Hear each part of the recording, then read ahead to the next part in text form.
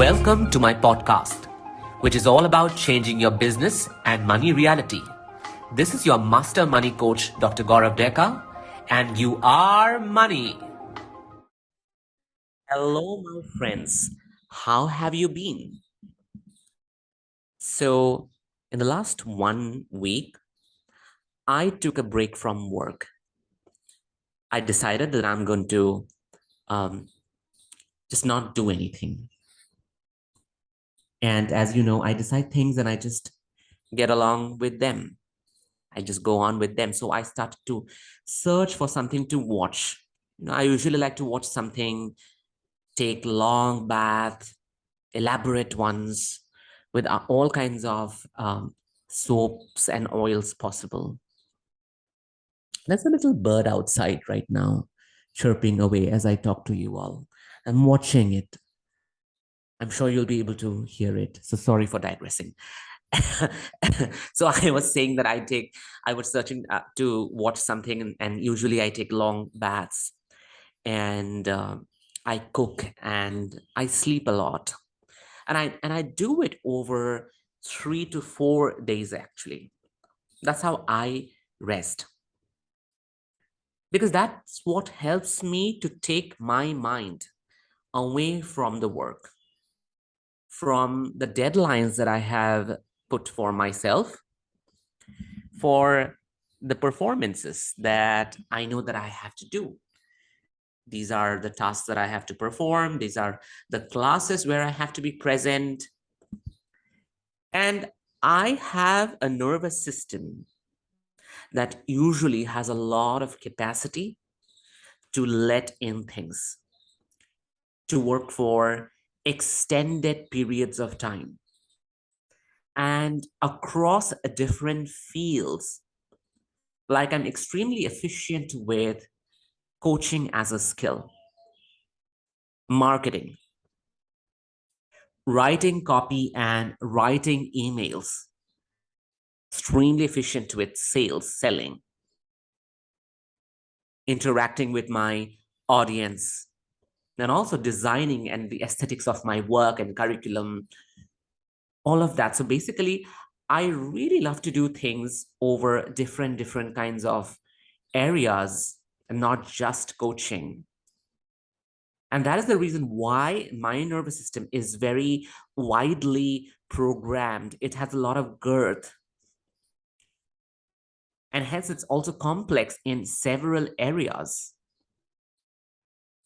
So when I actually have to rest, I really have to rest. I just cannot disconnect stealthily,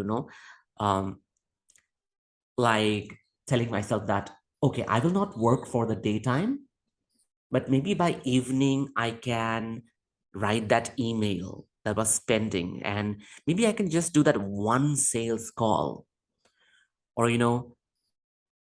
have that one impulse to write that post that I can write it. I'm now rested, so I can just jump into my computer and write that post. Or maybe I can just jump in at night. I've rested for 11 hours, and now I can just do that video. And the truth is, I cannot do that, because when I do that, I really am not honest with my resting process. In ATAPS, I talk about the sacred pause, the whole idea and practice of resting. We call it the sacred pause because the pauses are meant to be sacred. You have to be honest with them. You have to have a certain amount of discipline with your rest. You can't be dishonest with your rest, wherein you tell yourself that, okay, I'm going to rest, but then I will also just lie down and watch that training video, and I'll just be in my armchair and write that post or read that post or process those steps from my training. Or I can just, keep lying down, but also at the same time read this workbook. It was pending. You can't do that because when you do that, your brain is still processing information. Your prefrontal cortex is still at work. There is still your neurofibers firing, and the information is still going down into your body. And the brain, the CNS, is still in use. So when you do that, or when I do that, because I have done that earlier, I truly do not honor my body in that moment. Because if I was honoring it, I would have honored my rest. I wouldn't have done anything. I would have completely disconnected. I wouldn't have been scrolling through my phone, DMing people, or talking to people on Instagram, trying to answer someone's query or distress call on WhatsApp, checking my email if I have got another registration for my program. I wouldn't be doing all of that. I would just keep all of those things away, lie in my bed, and maybe stare at the wall, or maybe focus on my breath, or maybe just sleep, or maybe do things that are that has nothing to do with my working world in that moment. As I said, like cooking can be really meditative, at least for me.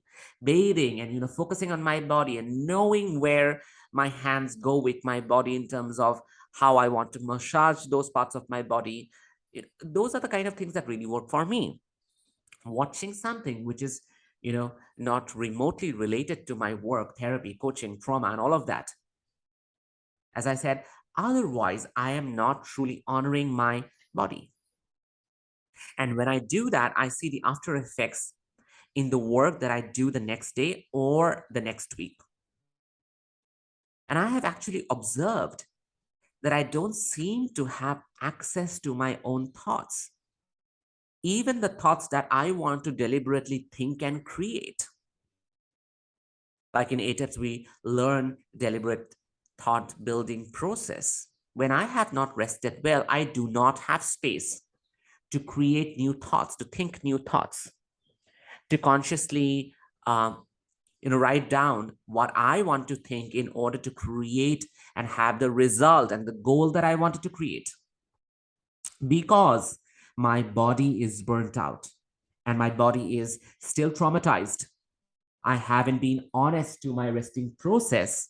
So all the attention, all the focus that could have gone in creating new thoughts, new ideas, all of that is taken away unconsciously by the body, by the pain that is still there in the body, because, well, the body hasn't rested enough, like in a linear way. And all the energy is taken by the distraction or the exhaustion. And as a result, the quality of my work suffers because I don't have access to new ideas, new ways of thinking, like a new process or new class that I want to teach and maybe incorporate inside ATEPS.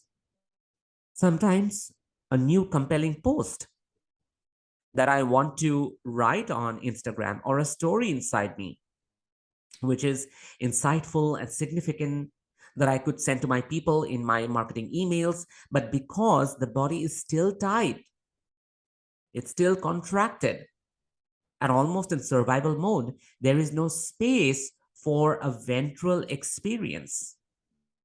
The kind of experience that you can imagine where there is a beautiful sea and the waves keep coming and your limbs, your muscles, your fibers, they open up and dreamy ideas and thoughts take over. And the more you look up at the clouds in the sky rolling away, the more you can feel the universe inside your body. And there are so many old interconnected stories that show up in your head, which could potentially become a new book, maybe a new course, a new business idea. So, in my understanding, what I think is space creation in my body is always followed by the creation of new ideas. I'm going to repeat it again. Space creation in my body is always followed by the creation of new ideas. And while I have digressed a lot in this episode from what I was going to tell you about, that I was searching something to watch during my sacred pause, let me go back to that. I started this episode with that I was searching for something nice, warm, something illuminating, to watch to disconnect during my sacred pause. So last week, I discovered this amazing series on Netflix called The Sandman. And if you haven't watched it yet, please go ahead and watch it. Some of my friends have already told me that how it was life-changing for them to watch Sandman. Also because it's written by one of my most favorite writers. And so it's a comic by Neil Gaiman, who happens to be a fantasy magic realist writer. And this series is all about the world and the adventures seen through the lens of the god of dreams, Morpheus.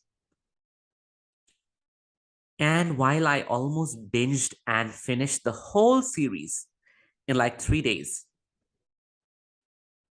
and I was like, okay, I'm not done. One series is done. I can now peacefully start my week.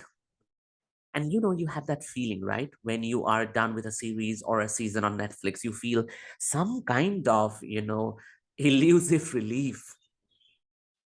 But then just after 2 days, a bonus episode of Sandman showed up. And I was like, what is this? Oh God, I have to now watch it, because I can't skip it. I have to go and watch it. I've done with the whole series, so I have to now go and watch this bonus episode. And I think watching it made all the difference because that was the clincher and that was the icing on the cake. And the inception of today's episode began while watching that bonus episode of Sandman. So let me tell you about this episode. The crux of this episode is about a writer who, after one successful book, is unable to write a new book. And that is because he gets obsessed with the fact that his book has to be as good as the first one. He gets obsessed with imaginary perfection. And the response he received from his audience for his first book.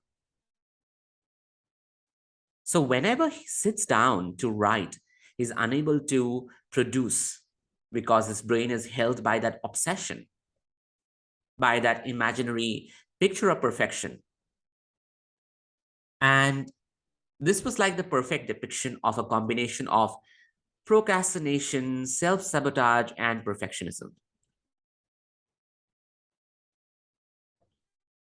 Like I always say, people don't procrastinate because they're necessarily lazy. People procrastinate because they are scared of failure. Let me say that once again. People don't procrastinate because they are necessarily lazy. People procrastinate because they are scared of failure. So going back to Richard Maddock, our writer struggling with finding the new idea, the new inspiration, and a new story. So he goes to another old writer to visit this old writer. And the old writer's name is Erasmus Fry. And Erasmus has something magical in his possession that he decides to give to Richard Maddock. And imagine what that magical possession is. Well, it's the human form of Calliope, daughter of Zeus, wife of Morpheus, goddess and muse. Some of you already know who is Calliope. She's the goddess and the muse who offers artists, writers, poets, and all those in the creative field the gift of inspiration, novel ideas, the passion and creativity. So Calliope is shown in a human form in the series, and Erasmus Fry, because he's getting old and is no longer in need of fame, sends her with Richard Maddock. Richard initially is hesitant about using her resources, but gradually the obsession takes over when he is unable to write his next book, and his agent keeps on calling him, reminding him that, hey, the publishers have given us a huge amount of money and it's more than 2 years and you haven't written the book, nothing has been produced, they might ask their money back. And Richard, of course, he gets scared, doesn't know what to do. And that's when Richard starts abusing Calliope, holding her captive, locking her up in a room, taking advantage of her while she begs to be released. And this goes on for years. Richard ends up writing the most successful books. Everyone loves reading them, multiple interviews, and he grows by leaps and bounds, becomes very rich. But then as Calliope suffers, she laments and tries to call the gods for help, gods in the heaven, her kinsmen, and no one shows up. In the end, it's her ex-husband, Lord of Dreams, Morpheus, comes and he does a unique tactic. So he fills Richard's head with ideas and ideas and ideas until they start coming to him so rapidly, like a torrid shower of rain. And he's unable to absorb them. He's unable to write them down because the speed is so strong. And it begins to turn him insane for a while. All those ideas coming so strongly, the flood of ideas, it becomes excruciating for him. So excruciating that he ends up hurting himself. He starts writing all of those ideas on a wall in his university with his blood. That was gory to watch, actually. And he turns mad. And then he has the sense to, he has the baseline sense to tell one of his students that please go home and you will find a woman there. Her name is Calliope. Please ask her to leave, because he's unable to take all of that pain now. And towards the end, we see as Calliope is freed because Morpheus' tactic works. And Richard is back to being the writer he was before he became famous. So now, because Calliope is gone, he's now deprived and empty of all new ideas. He just cannot think and ideate anymore. And of course, that brings all of us to a very justified but a terrifying ending. Now, why am I sharing this story with you all? You can, of course, go and watch Sandman. The reason is because I get to hear from all my coaching students inside and outside of ATEPS that, Gaurav, how do you get the ideas to create so much for all the content that you produce every day on Facebook and Instagram, and then you talk and you also publish a podcast? And someone would say, I don't even know what to write when I sit in front of the screen. I get blank and feel blocked when I have to express something. Students tell me that I'm always thinking, what should I be writing next? But then I wonder, what if it's not compelling enough for my audience? Or worse, some of my students, they worry, what if people judge me? What if they shame me, unsubscribe from my list, unfollow me, speak ill about me, spread rumors and bad words? And then the list goes on. So inside ATEPs, I teach people a concept called TES, topic, energy, spirit. So to explain TES, topic, energy, spirit, I'm going to take the help of one of the most famous regression therapists and my regression therapy trainer, Dr. Hans Dam. So I was learning past life regression therapy with him, and he would say that, imagine you are wearing a long overcoat and it has multiple pockets inside it. And you can't count the number of pockets that are there. And inside every pocket is a compact disc, is a disc. And you can put your hand in any pocket and pick out one disc and put it in the DVD player, put it inside, and it'll start showing you your past life. So when people do past life regression therapy, people don't necessarily don't necessarily make a journey to a past life. They're already carrying all their past lives with them. They just tap into it and watch it, witness it, experience it, go through it, and live the story.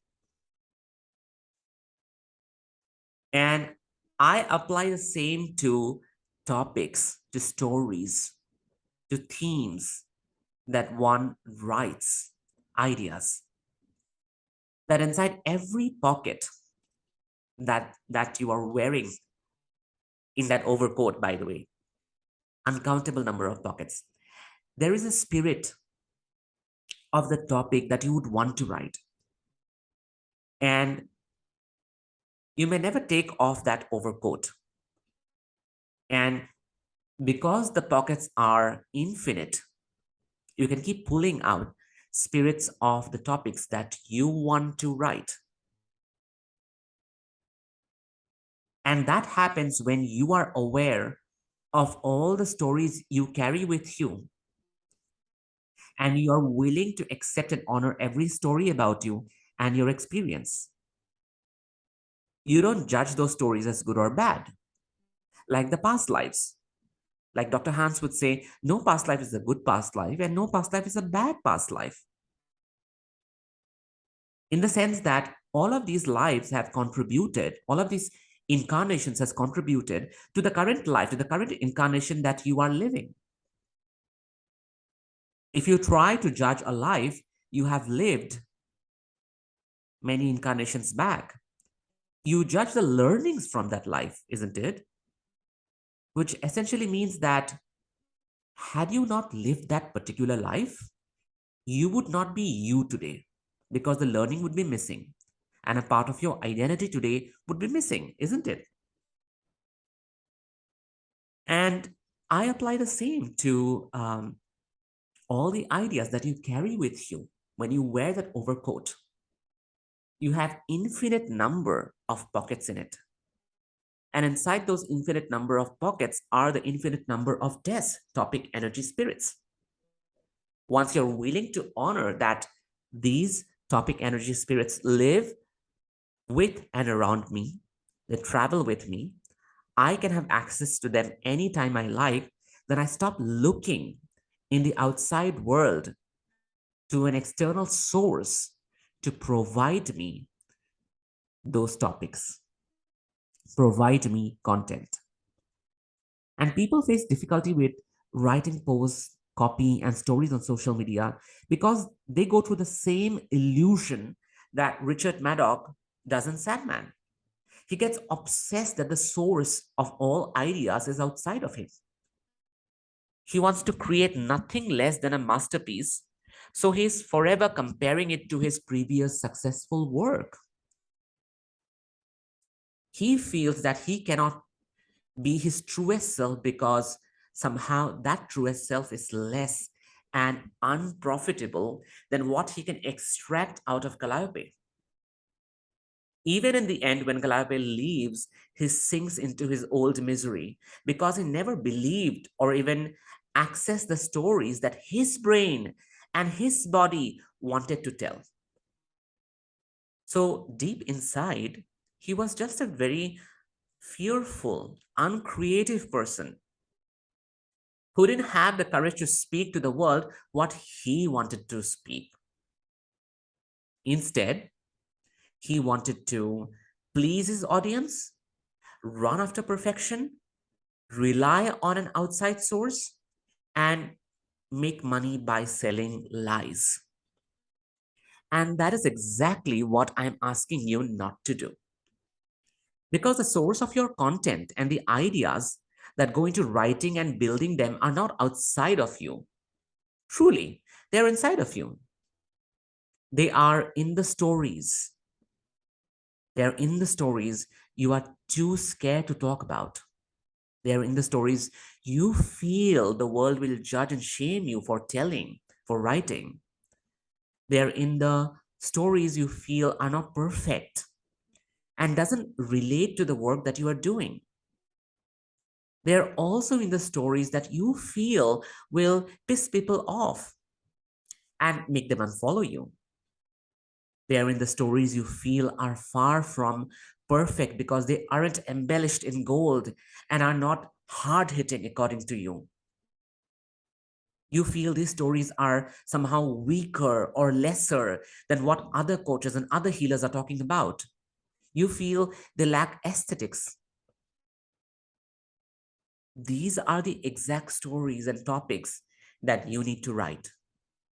Those are the exact posts that will generate the truest, the most honest audience who are willing to listen to you, who are willing to read you.